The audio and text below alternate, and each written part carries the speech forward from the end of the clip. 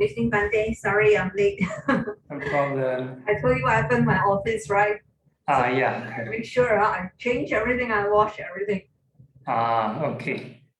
All right. So yeah, take time to settle down. The test was negative. Okay, that's great. Okay, so take this time to rejoice also. Yes. Not so early yet. Still have to be very, very careful. Because Yeah. like last month, we had 2 cases. It happens to, I think they told me was from the production line.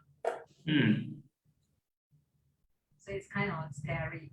Actually, these days you don't need to have war with human.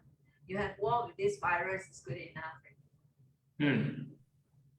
Okay, all right. So everyone continue to stay hygienic and stay healthy. Boost your immune system. Okay, so now it's 8:30. We let Terence kick off.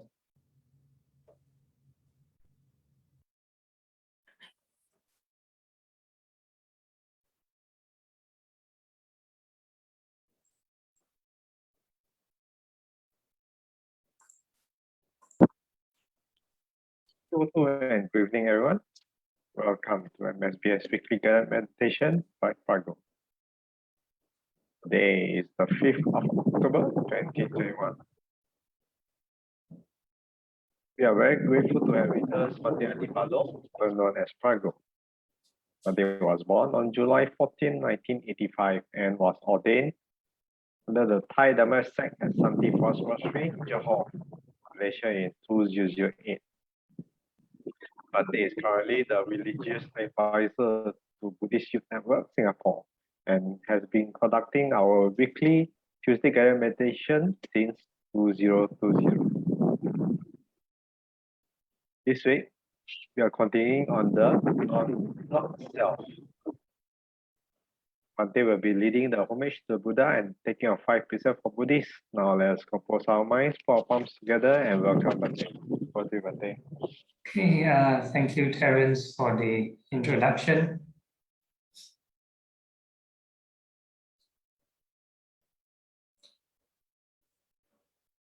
We start off with the homage. Namo tassa bhagavato arahato samma sambuddhassa. Namo tassa bhagavato arahato samma sambuddhassa. Namo tassa bhagavato arahato samma sambuddhassa. The 3 refuges, Buddhang saranang gacchami, Dhammang saranang gacchami, Sanghang saranang gacchami, Dutiyampi Buddhang saranang gacchami, Dutiyampi Dhammang saranang gacchami, Dutiyampi Sanghang saranang gacchami, Tatiyampi Buddhang saranang gacchami, Tatiyampi Dhammang saranang gacchami, Tatiyampi Sanghang saranang gacchami. And 5 precepts. Anatipata viramani sikhapada samadhiyami. Adinadana viramani sikhapada samadhiyami. Kamesu michachara Veramani sikhapadam samadhiyami.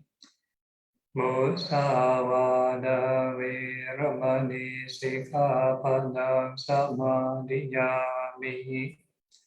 Suramiraya majapamadatana Veramani Sikkhapadang Samadhiyami. Sadhu, sadhu, sadhu. Okay, so good evening, everyone. And tonight we are continuing, this topic on Anatta Lakkhana Sutta, the discourse on non-self. We've started it last week, and it's very timely. This month is the month where we are about to end the 3-month rains retreat. 3-month rains retreat. So actually, it ends in 2 weeks' time, at least for the Thai tradition. Yeah, and 2 weeks' time, and according to the life story of the Buddha, his first sermon, this Dhamma Sutta discourse on the rolling of the Dharma wheel, that was like before the rains retreat. And at the end of the rains retreat, or towards the end of the rains retreat, and the Buddha gave this second discourse, this discourse on non-self, and his 5 disciples got enlightened, right? So do not expect to get enlightened after this discourse, because in between, the 3 months of rains retreat, there's lots of instruction going on. And interestingly, these instructions somehow are not like recorded. If not, it would be like, if not, this wouldn't be the second discourse.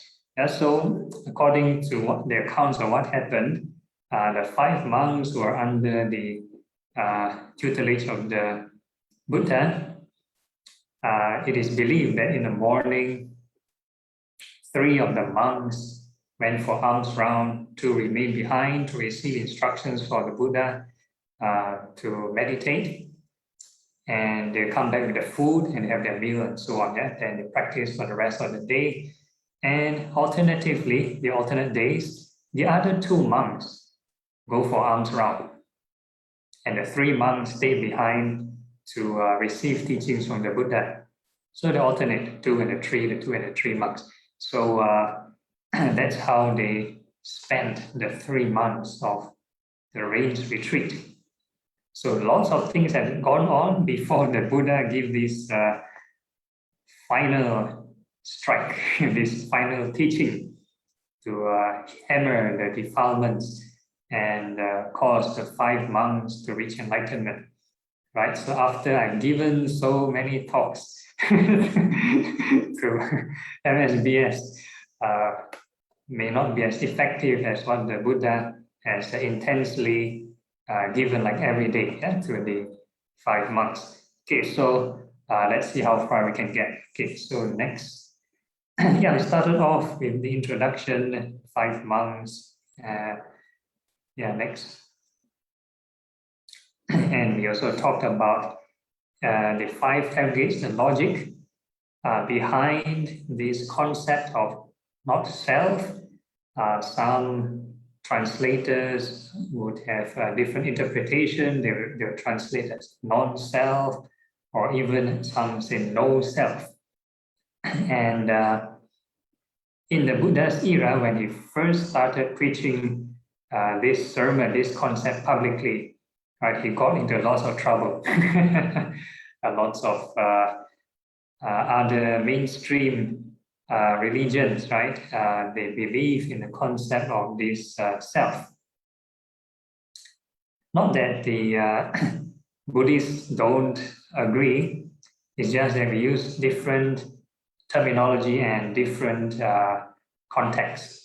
The Buddhists also believe in a liberated mind, a pure mind. So that is the Citta Anusati. You can find this in the Satipatthana Sutta. There's a whole range of kinds of mind states, and one of them is the liberated mind. So that is the end goal. Just that the Buddhist point of view is that the starting point, it's not beneficial to start off saying there's a pure self or a pure mind, right? If everybody is pure, then don't need to train already. right? You don't need to practice anymore. So we start off with like a default mind, and there's like a system of training, to slowly remove the dirt and whatever not, and eventually purify the mind. Right? Unless you are very Zen and become like this six patriarch of the Chinese Zen tradition, there's no mind, no mirror, no dust, no defilement, until we reach that level. But before that, we talk about a gradual training, gradual process. So we carry on with this teaching. So the Buddha went on with the top-down approach. That means from the answer, okay, so addressing the audience, monks, form, monks is not self. Right? So what's the logic? If form were self, that form will not be lend itself to disease. It would be possible to say with regard to form, let this form be thus, let this form be not thus. Right? And if it is truly yours, that means you can control.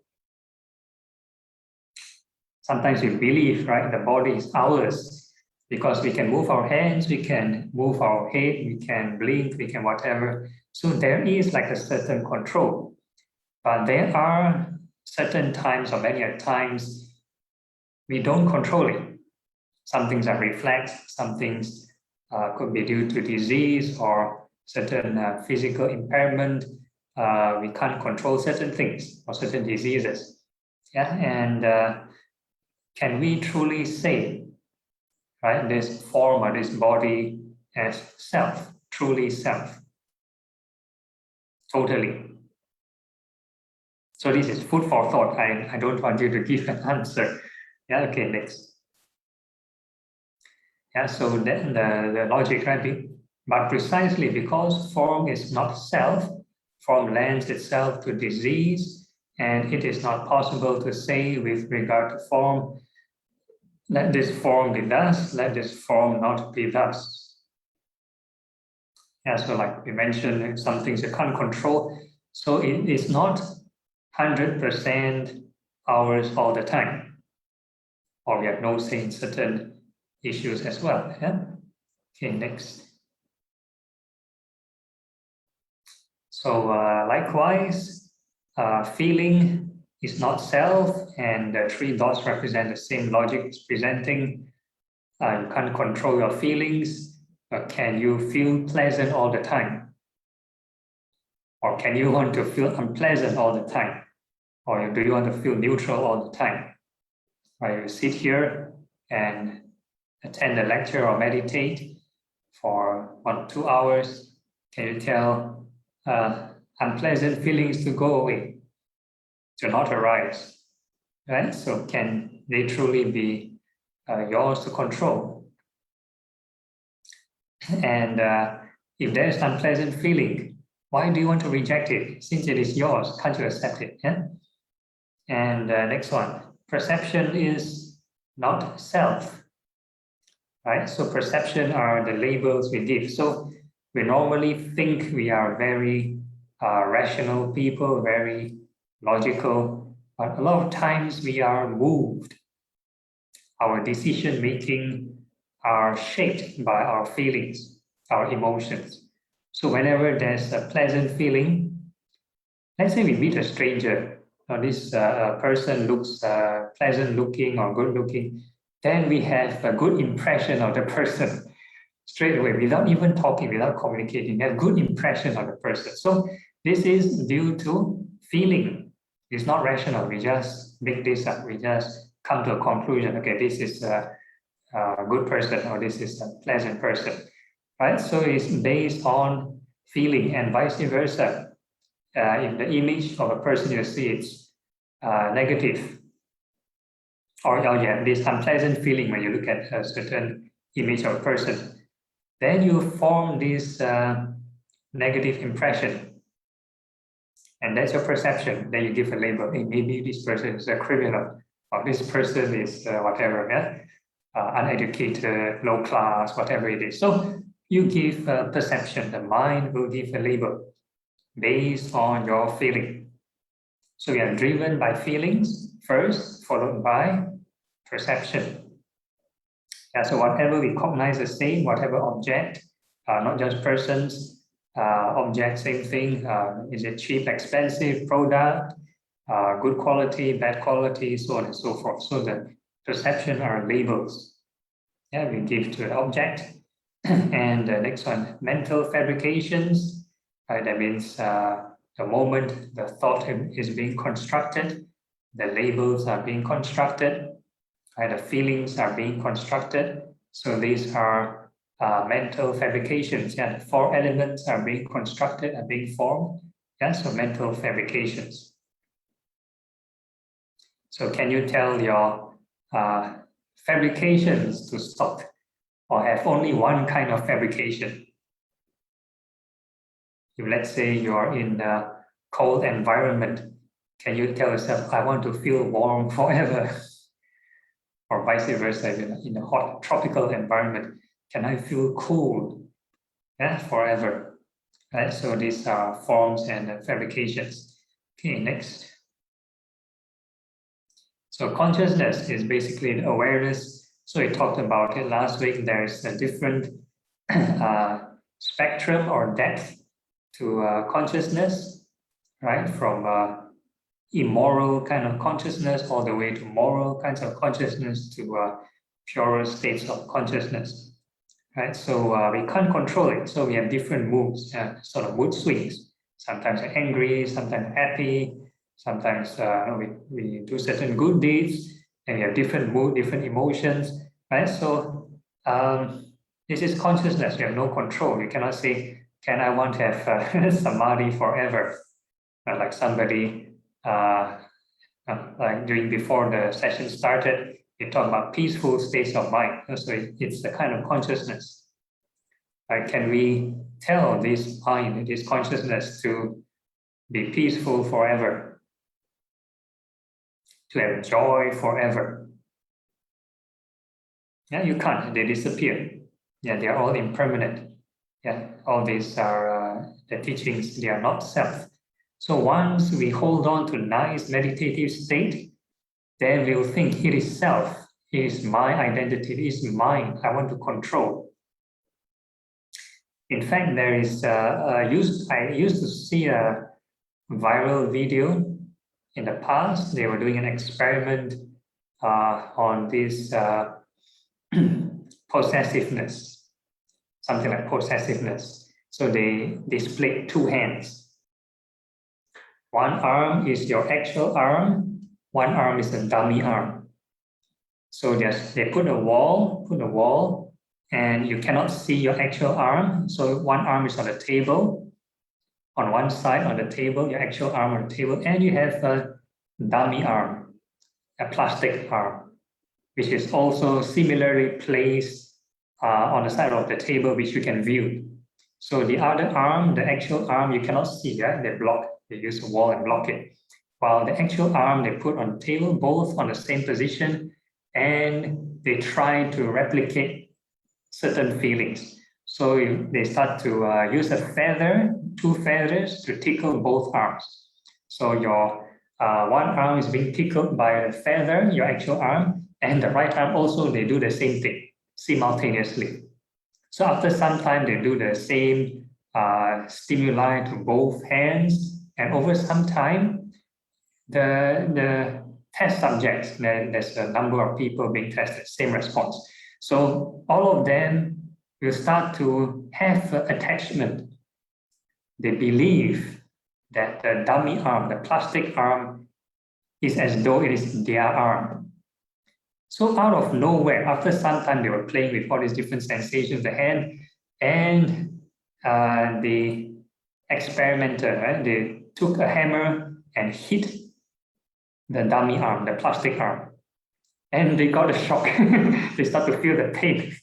The actual arm is not being hit. Yeah, the arm with the flesh and blood is not being hit at all with the hammer. It is the plastic arm that's being hit, right? So because of this attachment, right, it kind of show, the experiment proves that anything we pay attention for a while, there will be attachment, and we will assume it is to be self. It is part of you, part of yourself. So likewise, any movie you watch, you grow to like a certain actor or character on the screen, and anything happen to the actor, some drama happen, then you will go up and down also with the actor. Even though he or she is not related to you. You do not know that person, but some fictional incident happened on the screen, then you get emotional. And you go up and down with the drama, right? So this is attachment. Anything not yours become yours or become you, as though you are part of the scene. You are actually that person. You start to feel like that. Same with your soccer matches. You support certain team win, you're happy. Certain team lose, then you get upset. And same the Olympic Games, whatever. So this is attachment. Start to feel a sense of self. Start to feel this self-identity. Identity view. So it can happen to your race, religion, your horoscope, your nationality, whatever it is. Yeah. So this is due to clinging on the 5 aggregates. Once we cling to the 5 aggregates and we hold on to the label and assume to be self, then we will get affected for good or for worse. Okay, next.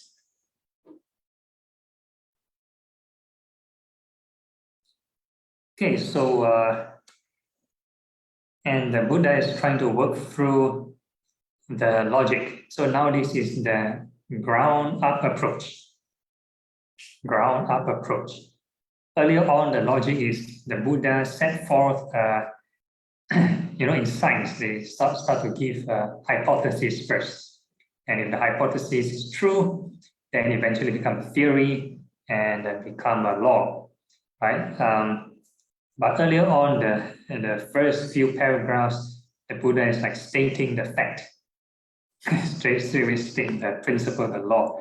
In Buddhism, we have this thing called the 3 universal laws, or the 3 universal characteristics, or the 3 Dharma seals: impermanence, suffering, and non-self. So we treat this like a universal law, it's real. So what is the logic? What is the process behind to reach this law, this conclusion? So now the Buddha is trying to explain, right, the process on this logic. Okay, so what do you think monks is? Form, feeling, perception, mental fabrications, consciousness, constant or inconstant. So I put bracket in blue because it's repetitive. Yeah, in the Buddha, we will talk about form, that's 1 paragraph, and feeling, another paragraph. So I just combine everything, it's repetitive. Constant or inconstant. So the Buddha is asking the monks. So earlier on, I already gave lots of example, right? Form, they change all the time in meditation. We observe, are your sensations the same or always changing? Okay, food for thought. Later in meditation, you can take some time to observe also, to concur or compare whether it's true. And next is feeling, right? Same or not same, perception, mental fabrication, consciousness. So the monks answered, inconstant, Lord. That's why it's telling the Buddha they're always changing. Okay, next. And the Buddha, right, carried on in the second universal law. And is that which is inconstant, easeful or stressful? If you have certain ideals, expectations, then the thing change. Will there be suffering? When you have certain expectation, I want to maybe stay young forever or stay healthy forever. But it change. Then we grow old and we get sick, right? So this is clashes. Yeah, reality clashes with expectation. So is it easeful or stressful? So again, this is a ground-up approach. If a person is already realized, then to them not stressful or inconstant, they're always mindful of being inconstant, always mindful of impermanence, always very carefree. But a person who is attached, like the experiment earlier on the two arms, the dummy arm and the real arm, an untrained person, our natural default programming is to have attachment, is to practice attachment. Yeah, once you're attachment to something, anything change only, the hammer come and hit the plastic arm, then we cannot take it, right? So this is facts of life, part of the psychology of suffering. Okay, next. So the monks answered, stressful. Yeah, so feelings change also stressful. Your perceptions change also stressful. Yeah, you imagine we we jump to conclusions with our perception. We have preconceived notions. We have prejudice. We judge. Sometimes people say or make comments, hey, don't judge people by the cover. We will give perception, naturally we will judge. The only time we don't judge is when we don't have perception. And the function of the mind is to give labels, judge. So the whole idea is learning how to not get overreactive. Yeah, not fall into the trap of the perceptions. Yeah, it's all right, the mind generates perception, but KIV first. KIV, keep in view. Don't place all your bets on this perception.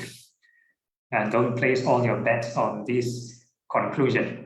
Right? So the mind can generate lots of perception, lots of conclusion. But if you straight away trust your perception, then when it changes, then then you're suffering. Okay, next. Okay, then the conclusion, right? And is it fitting to regard what is inconstant, stressful, subject to change as this is mine, this is myself, this is what I am? So these non-self cover three things: mine, me, and mine. Mine, me, I. So mine is something more external, me is like maybe your personality, and the I is something maybe deeper, yeah? Yeah, so mine, myself, and the I, right? So it covers different spectrum. Okay, next. And the monks answered, no, Lord. So therefore, there's this answer, right, to the question. The five aggregates. Anything that is always changing and it's causing distress, then it cannot be truly yours or truly you. It is not part of you. So there is like a deduction process or a filtration or purification process. A lot of times the unpurified person, like when we begin to train, will clump everything as self, even the plastic arm, the dummy arm as self. So when we slowly contemplate, things change, whatever changes is not the true self. Then eventually we will reach a final product. When a person keep on detaching what is not self, then eventually there will be something, right? So the Buddhist teaching is not outrightly rejecting the notion of this self, but rejecting the notion of the unpurified self. Eventually, if the person's mind is purified or liberated, you can give whatever label you want. You can call it the Buddha nature, the pure chitta, the pure mind, the original mind, whatever it is, or the true self, whatever label you want to give, doesn't matter. The whole idea is to practice this detachment. Right? So there's a process of removing and filtering and purifying, and this is the reflection. Yeah, impermanence, stress or this suffering, and eventually the conclusion is non-self. So the starting point here is inconstant impermanence first. So that's why in our meditation routine, I don't start off with contemplating on non-self. It's like the answer. You must know the working first. If I straight give the answer, some people do not know the working to reach the answer. So it becomes a theoretical understanding only. Non-self, emptiness, non-self. No, anybody can say. But how to detach? Right? So at least from this sutta, the gradual contemplation process will start off with impermanence first. Then enough of impermanence, then you see suffering, then you let go, then you can talk about non-self. Okay, so I end the short theoretical sharing here and leave the floor for Q&A. Any questions on the ground, on the Zoom chat, or on the Facebook comments? You can type, you can unmute yourself.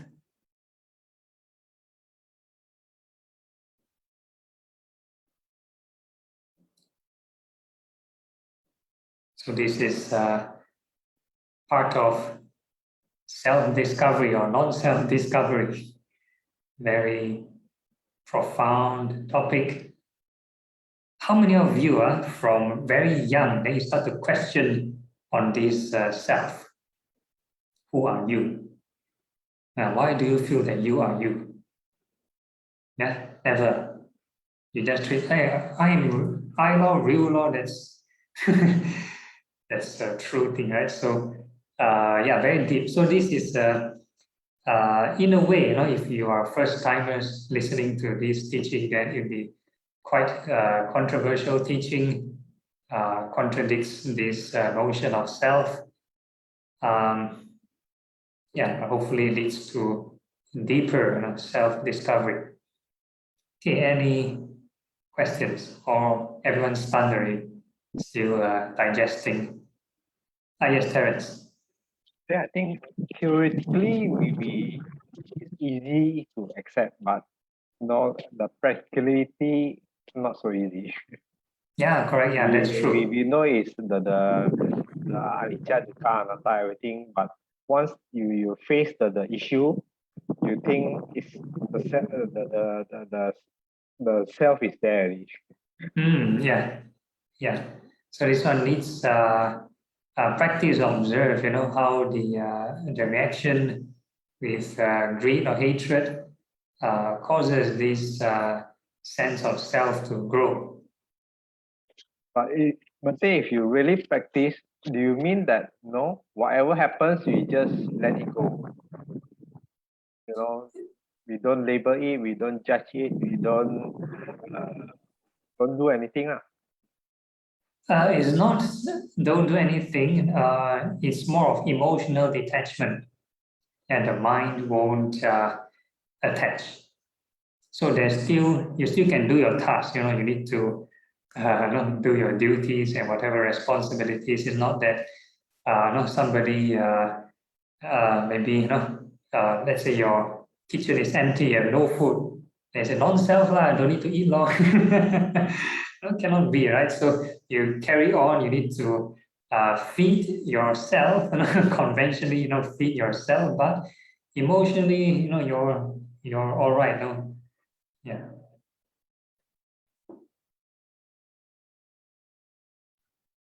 So again, this one need lots of reflection. Yes, Teresa. Is it right to say that our perceptions, if largely more of it is unwholesome, it will also lead us to accumulating bad karma, right?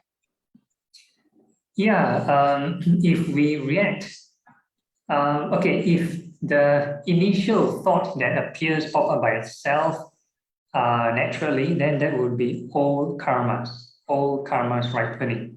So it can be a habitual thought. Let's say you habitually like to have negative thoughts, then you give negative labels. So this is old karmas ripening, habitual karmas. Then again, karmas can be changed, habits can be changed. So you need to just reprogram the mind. Don't react, don't make a mountain out of a molehill over these old karmas. So you just keep on generating positive karmas. That means intentionally or deliberately produce wholesome thought. Yeah, so this one is called right effort. Thank you, Bhante. Okay, no problem. Okay, any questions? All right, if there's no one else, then we can take a break. Right, see you all back 5 minutes later, so 9:06, 9:11. See you back for the guided meditation session. So you can relieve yourself, stretch yourself, and then you come back.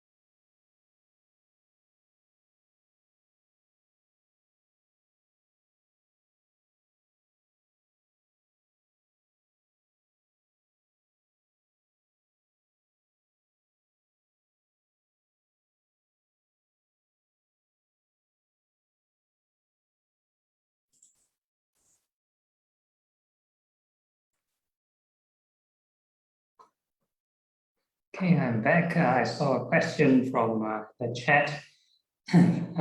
Somebody typed a question on the Facebook, right? So the question, Bhante, non-self refers to non-soul as well. Yes, some translators translate it as non-soul or no soul. Yeah? So that there is no soul entity that belongs to self. Okay, again, these are labels. If we start to assume that this soul or mind or whatever you want to call it is the self, then that would be a sort of wrong conclusion if you are still attached. If that soul or this mind still can get angry or agitated or stressful or greedy, then that is not the true or the pure mind or the pure soul. If I were to be more pluralistic in my labeling, yeah. So the labels again not so important. The whole idea is you need to use the earlier process of logical contemplation or deduction to keep reflecting on whatever is changing. If you feel that this current sense of I or this soul is subjected to change all the time, the emotion, the mood swing change, and is that truly yours? Or is it truly you? Right? So you need to question that. So after some time, right, through detachment and letting go of this changing or stressful kind of states, then the mind will get purified and purer, and then you can talk about all these things later. Okay, another one. How can we contemplate or reflect non-self in our daily life, activities, and work? Or must we contemplate non-self only by meditation? Okay, so like we mentioned always in all our series of the meditation sessions, always be mindful of impermanence. So that's my short answer. Whatever we do, yeah? Standing, sitting, walking, lying down, all our activities, eating, going to the toilet, talking, are always mindful of impermanence. So that's the only way to experience this non-self. All right, hopefully I clarified or answered your question. Anyone else?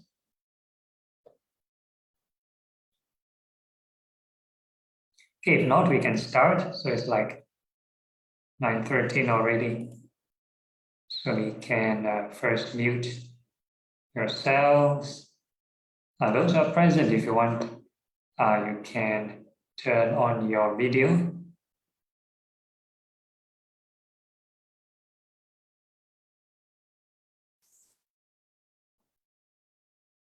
Sometimes people they doze off in their meditation. And I need to give different instructions. Of course, this is not one size fits all. If I were to teach a men's group, different people have different states of mind. Some people are restless, some people are drowsy. So sometimes smaller the group better. Yeah, okay, but for those who have turned on the video, then that's fine. We can start the session, find a comfortable seat. Make sure your back is upright.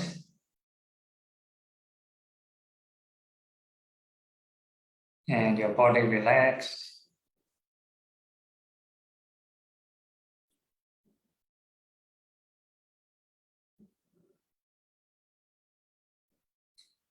Okay, and we start off with the first phase of meditation, the impurities of the body. So this one is a visualization practice. So we are going to visualize the parts of the body. So starting with the hairs. So we start off with having loving kindness to the hairs. We wish the hairs well and happy from head to toe. And we don't strictly start with impermanence or non-self. Sometimes the mind not ready to accept. You need loving kindness to make the mind more receptive, more soft, more open to this reality. Yeah? So every time you visualize a new patch of hair, you wish it well and happy. Yeah, new patch of hair, well and happy, new patch of hair, well and happy.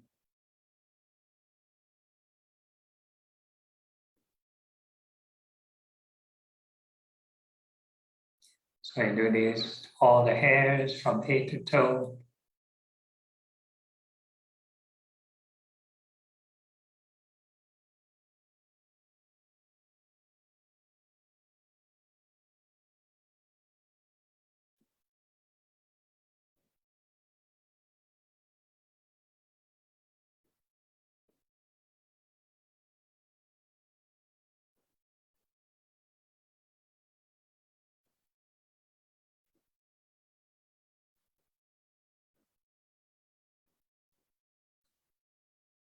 So this loving kindness is to counter the craving of aversion, and one of the poisons or the cause of suffering.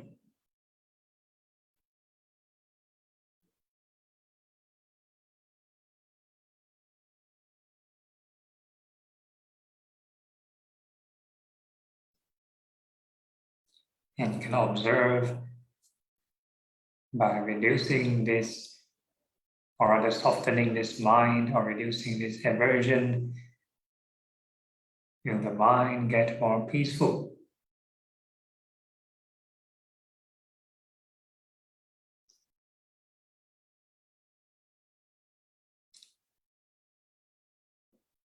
And of course, you can observe how far can peace go. How far can the mind settle down?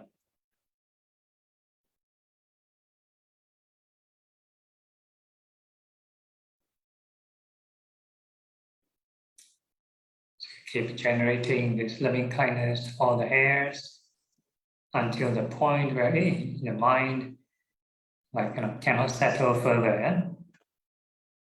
The peace is rather stable.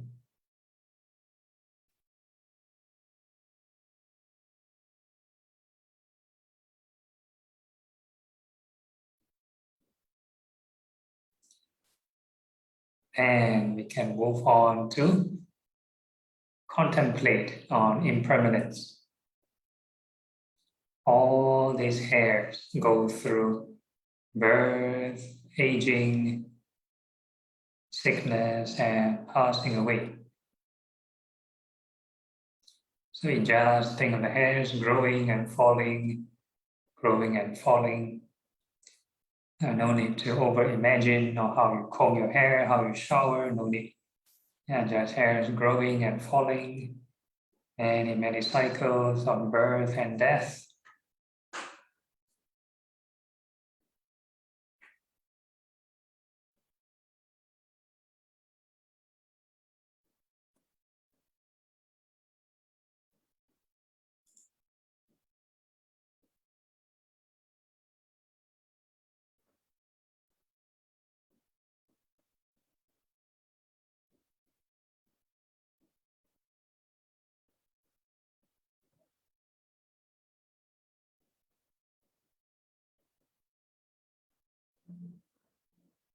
So when you have this apply right thoughts, the emotion change, state of mind change.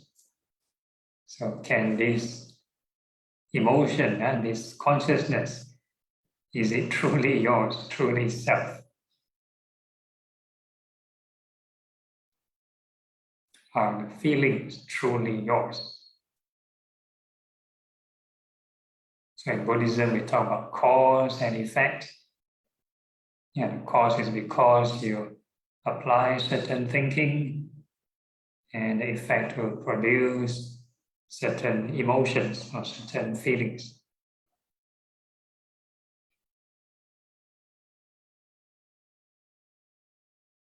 So you keep focusing on the cause, yeah?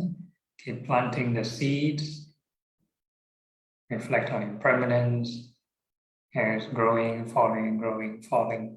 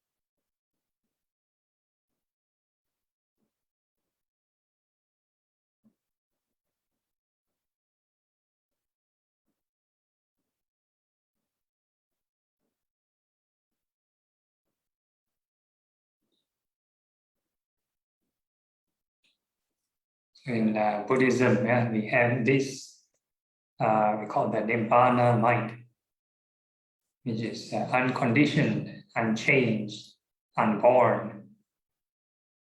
In the Mahayana Heart Sutra, no birth, no death, no impermanence. Yeah, so that is the ultimate mind.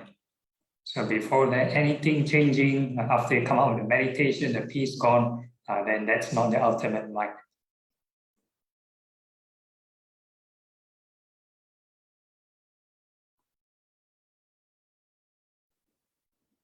So keep working on clearing the defilements, observe impermanence.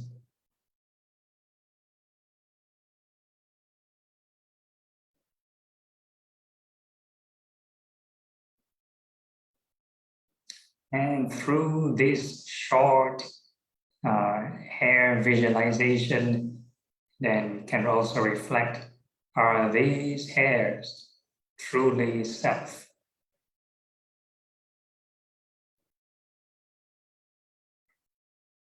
Can you tell the hairs not to go through birth and death?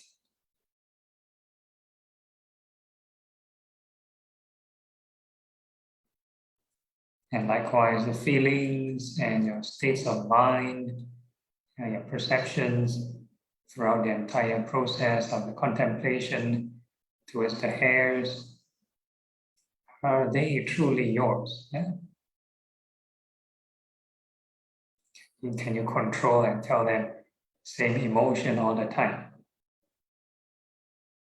Can you tell the hairs not to fall off? Or can you tell the image in the mind, stay there, stay the same length, same color?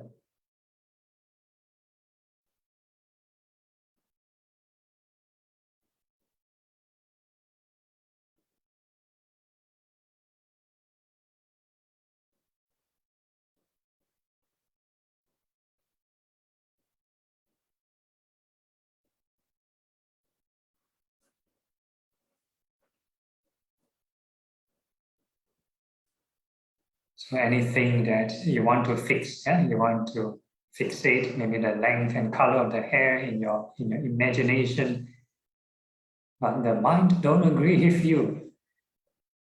Yeah. So the more you want the same image, then the more stress. Same with whatever meditation you're doing. You want to observe the breath, you want to force your mind to conform with the breath, and lots of stress, lots of suffering.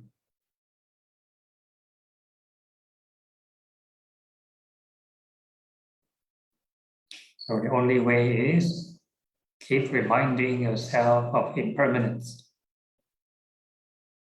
Not just go with the flow, but remind yourself to go with the flow. Yeah?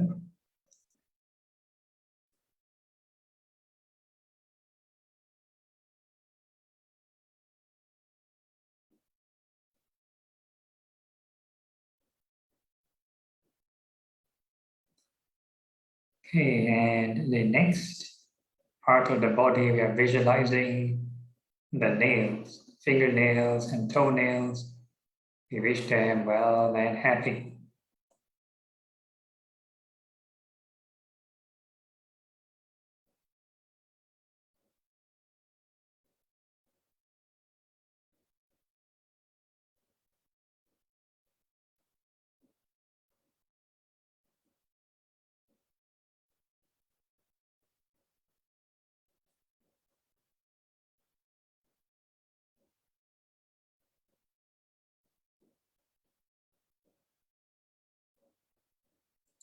All the fingernails and all the toenails, may they be well and happy.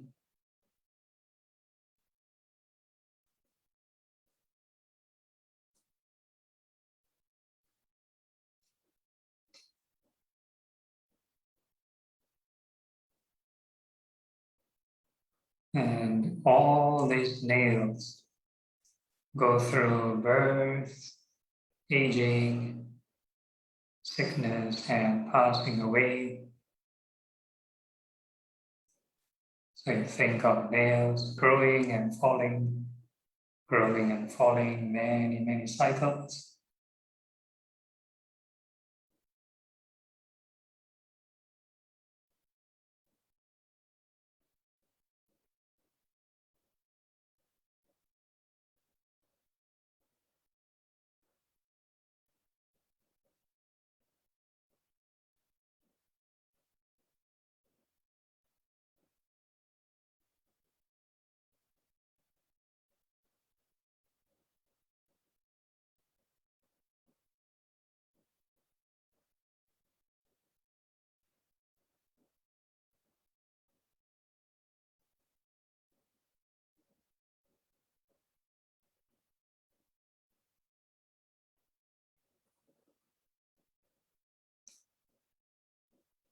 For those who are maybe a bit tired, you may increase the rate of impermanence.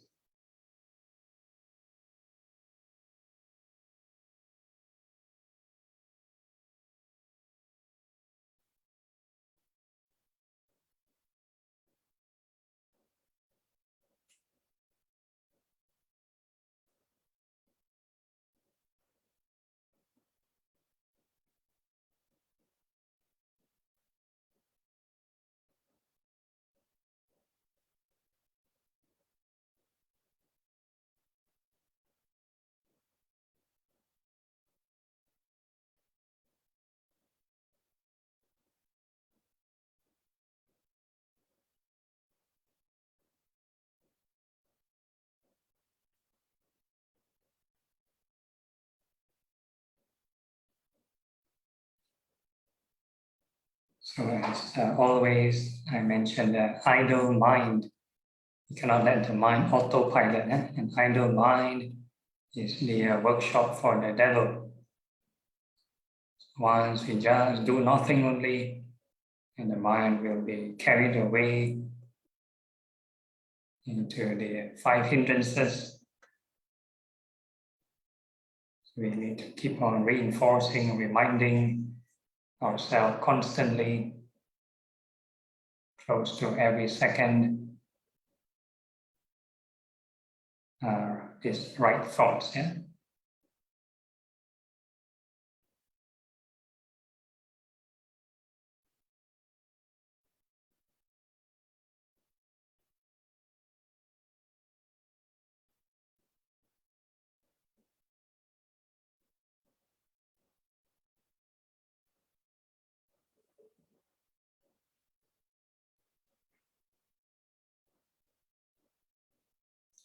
And through this observation, whatever you can observe, can be the visual image of the nails or feelings or whatever thought processes, And we can question, reflect, are these nails or anything associated with the nails truly self?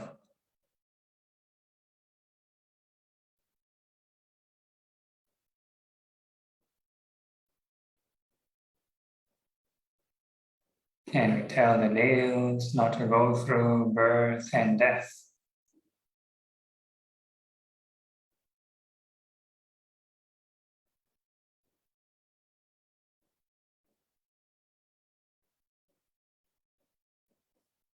So the person is truly mindful of impermanence.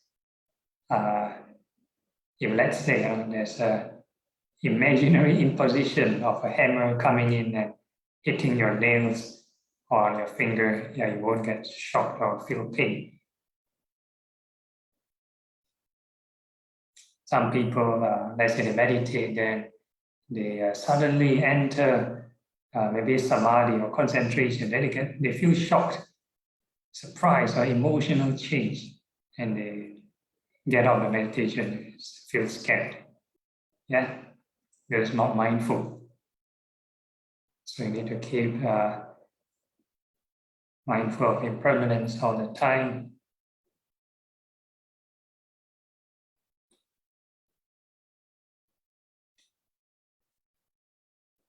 Okay, and the next part of the body, we are visualizing the teeth, or the teeth inside the mouth. May they be well and happy. Or the upper rows of teeth, may they be well and happy. And all the lower rows of teeth, may they be well and happy.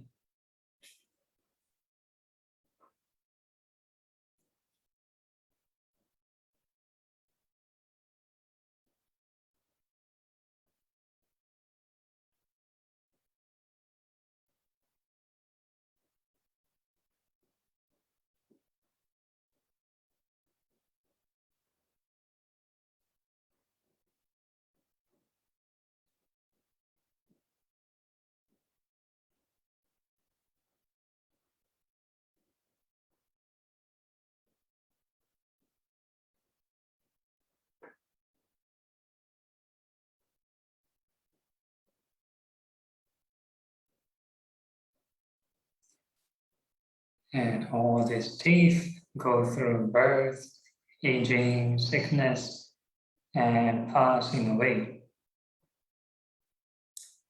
So our teeth, they fall off the most twice. So we are going to use, think of the bone cells, teeth cells. They go through wear and tear, grow and fall all the time. Lots of birth and death of the bone cells.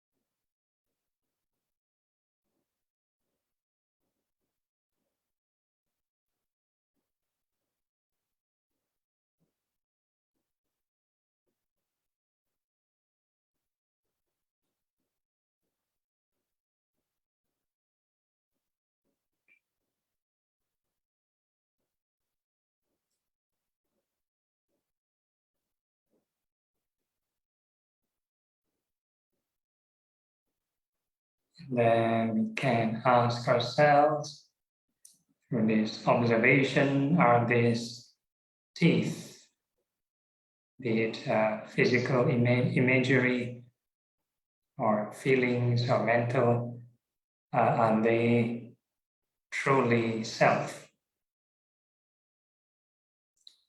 Can you tell these teeth not to go through birth and death?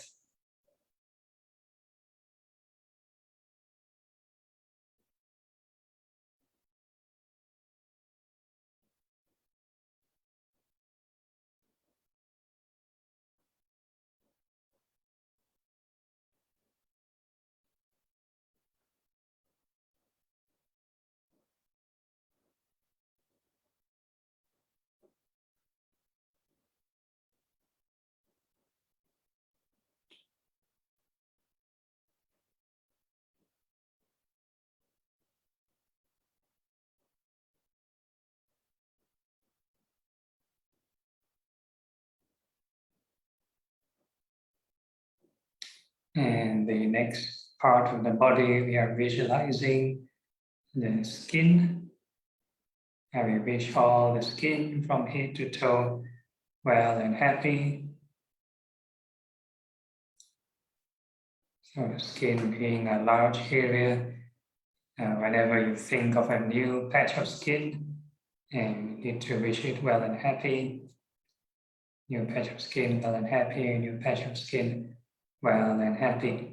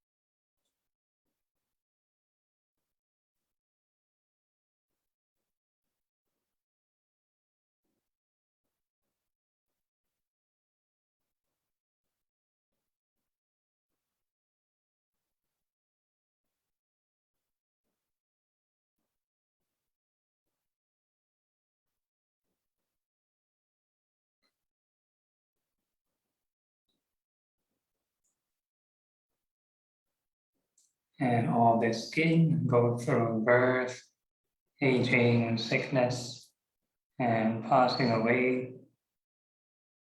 So they keep growing and falling off, growing and falling off. Many, many cycles, birth and death.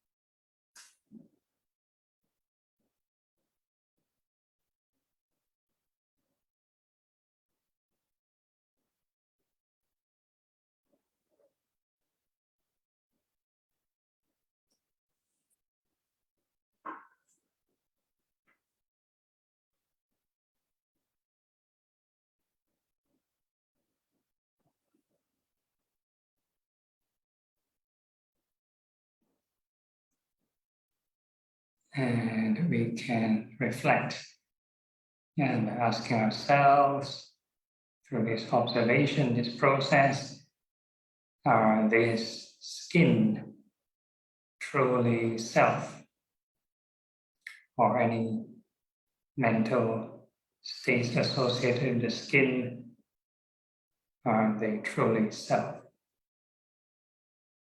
Can you tell them not to go through birth and death?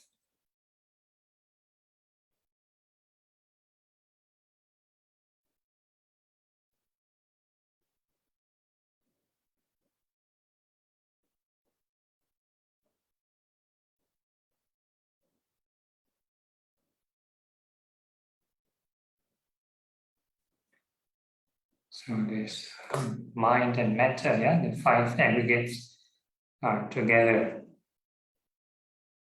If you contemplate on one, you contemplate on all five.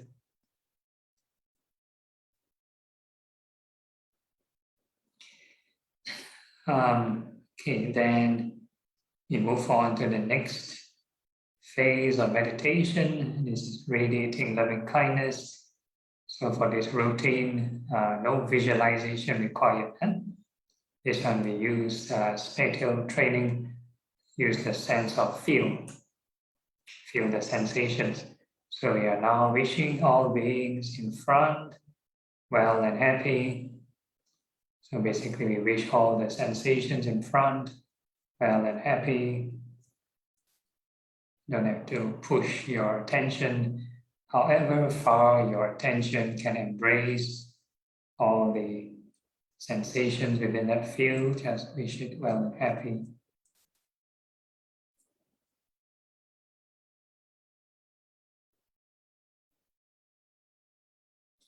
And we come back to ourselves. And we wish me all beings behind, well and happy.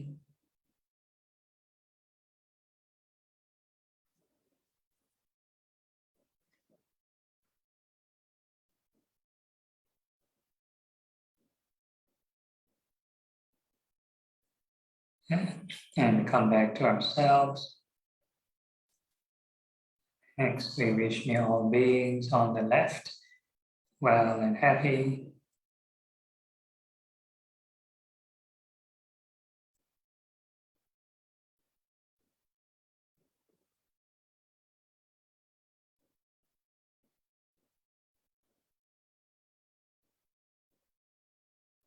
And we come back to ourselves. And we wish me all beings on the right, well and happy.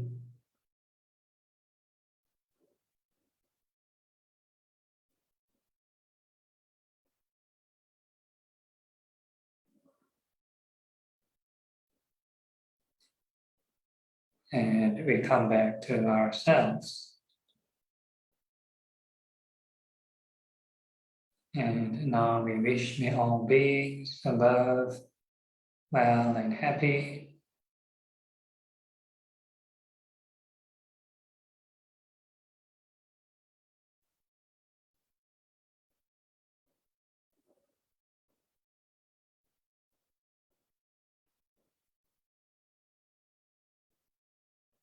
And we come back to ourselves. And we wish me all beings below, well and happy.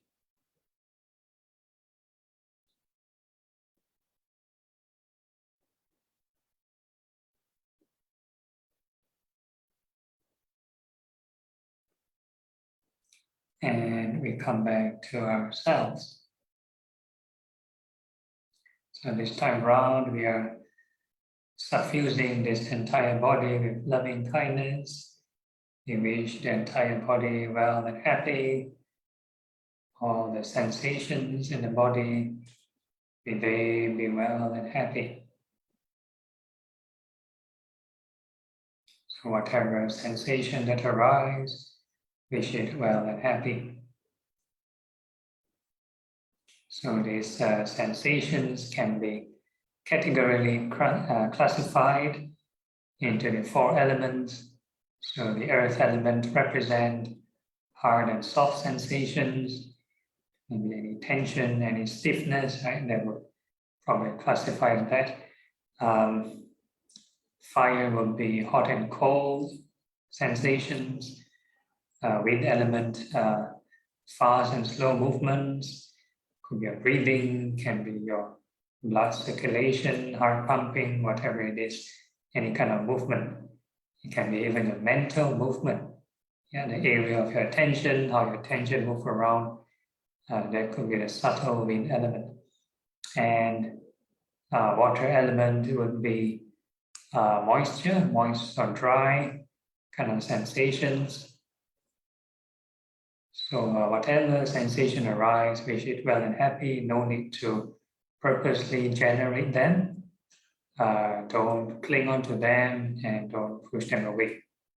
Treat all the sensations as passerby. So this entire body is like your petri dish, your scientific observation. Truly understand the workings of this, the mind, matter, the 4 elements. And just keep wishing it well and happy.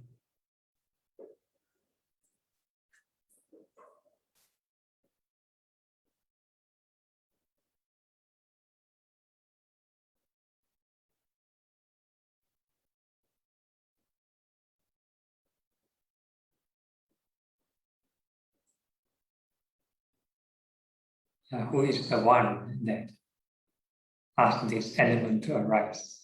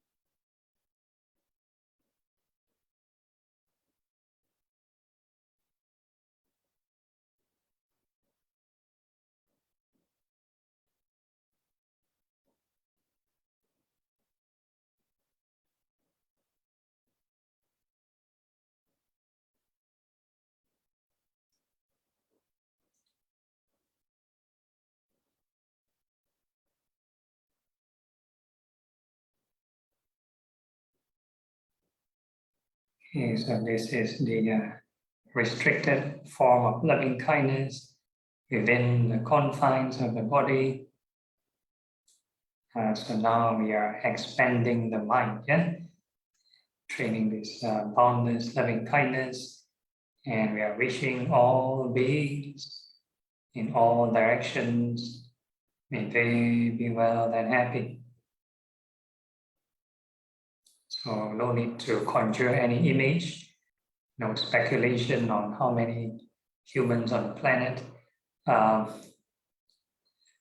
Just let the mind expand naturally wherever the field of attention can embrace. That will be your universe. And whatever sensation that arises within your field of attention can be near or far, large or wide, right? You just wish them well and happy. So all beings, all formations, all constructs, we wish them well and happy.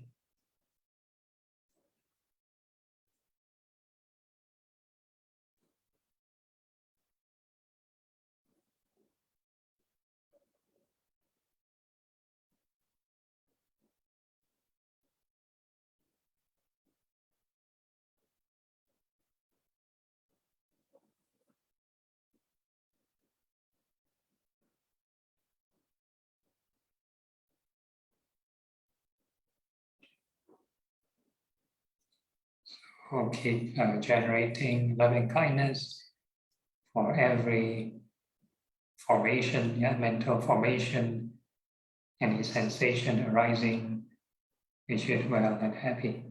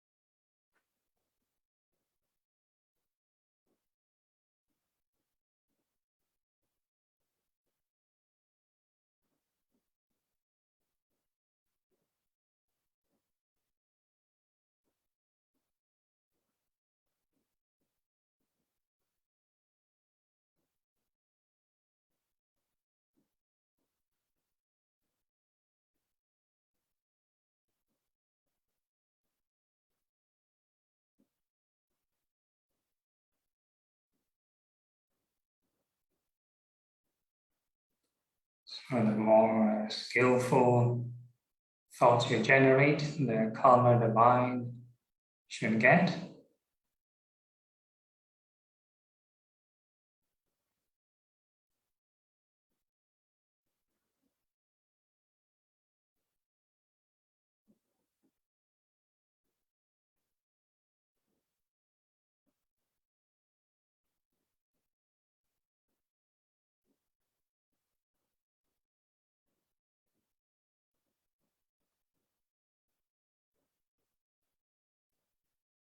And you find your mind relatively calm, and you can familiarize yourself with this emotion and keep generating thoughts of loving kindness.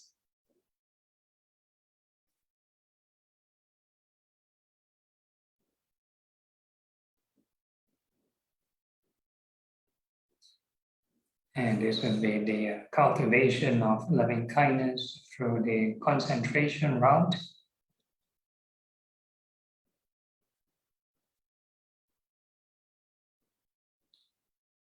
And next, we are adding some insight or some wisdom into the practice, how to have this unconditional loving kindness. So we're going to reflect all these constructs, all these formations, all these sensations keep changing, arise and then pass away.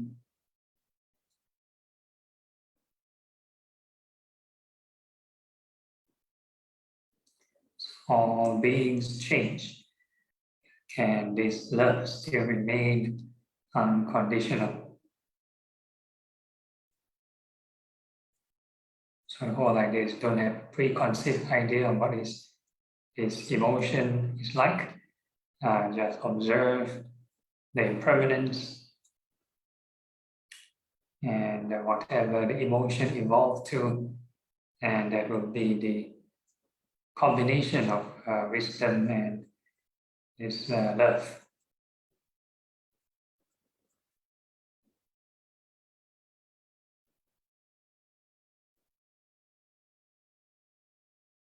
And no need to over-imagine, use the here and now evidence.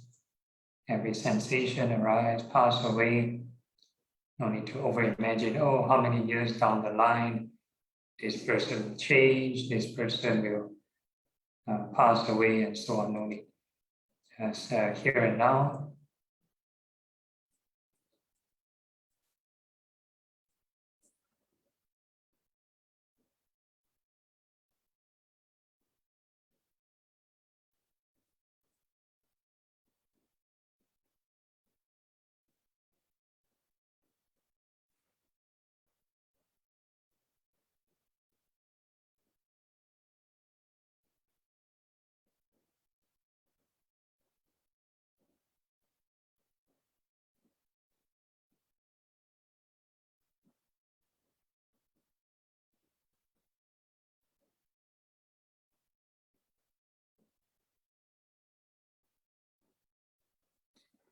And so whatever is impermanent and changing, if we have a preconceived idea, that means such an expectation or craving, then we will clash with this impermanence, which is probably from observation, lots of impermanence.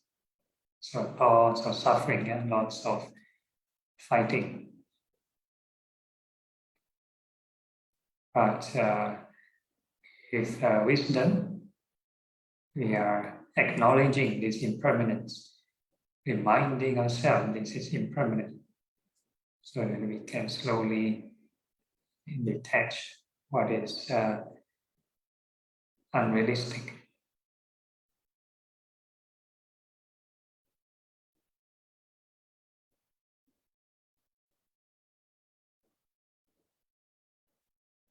And whatever is unrealistic, that is not self.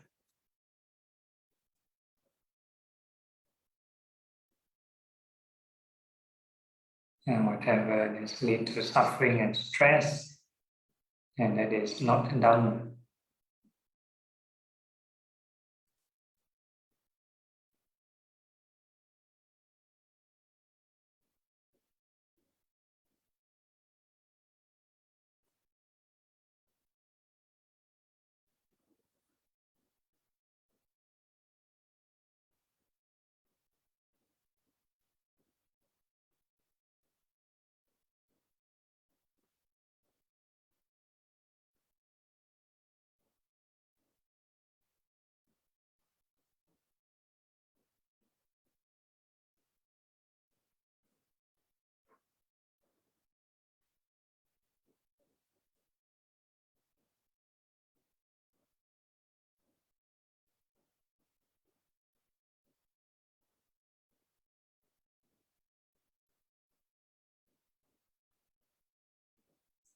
And whatever emotion that arises, no matter how pleasant or peaceful, always treat them as passerby. Yeah, not to reject them, not to hold on to them. We acknowledge their presence, but the focus is on impermanence.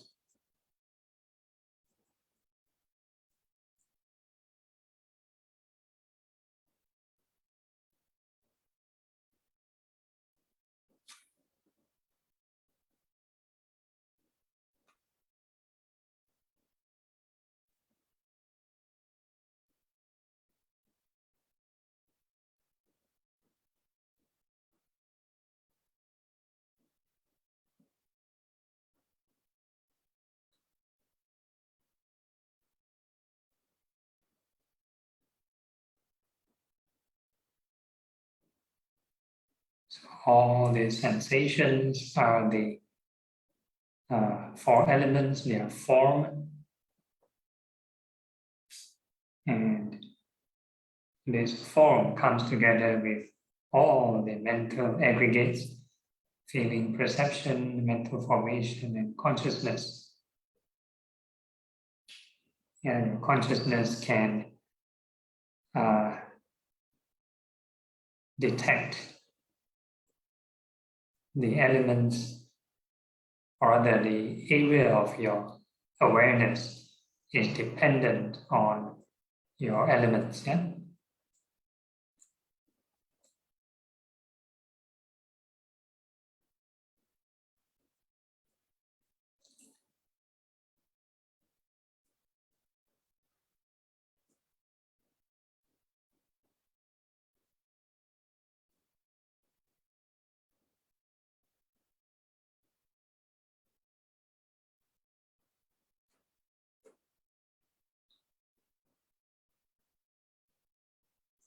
And we can reflect, are all these five aggregates, are they truly self? We can ask one by one, are these form, these elements and sensations, are they truly self?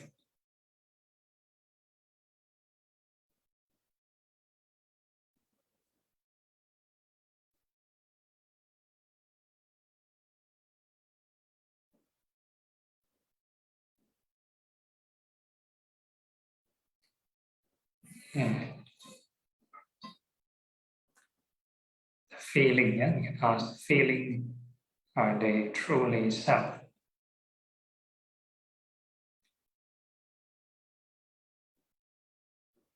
Can you pleasant feeling forever? But if you're mindful of impermanence and you want this feeling forever, then it kind of clash, yeah? So if you want to have expectation and to have pleasant feeling forever, nice states of mind, pleasant or calm, you want it to stay, then that will lead to stress. So that is not the true self. So we are dropping that expectation.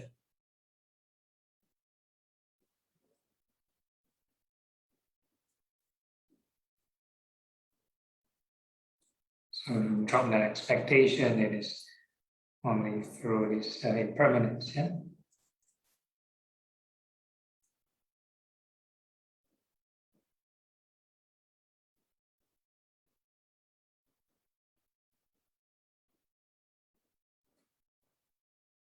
Okay, and due to time constraints, we are going to slowly end the session. But before that, always I'd like to remind everyone to be mindful of this impermanence or this loving kindness, be it standing, sitting, walking, or lying down.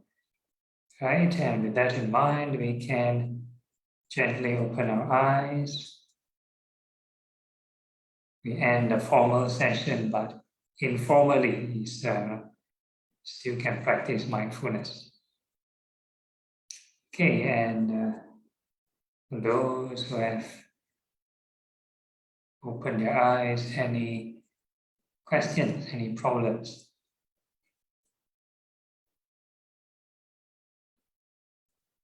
Everyone good?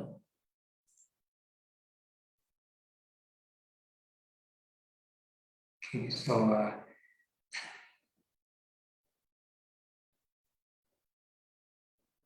no issues. Okay, then we can end off with the concluding chant.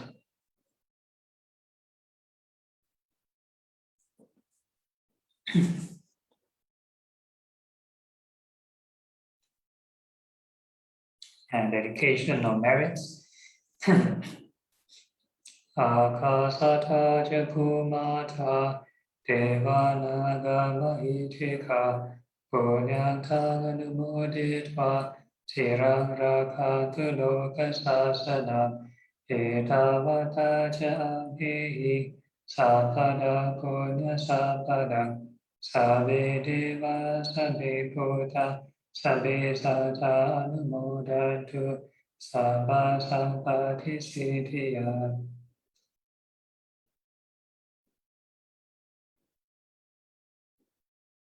Transference of merits to departed.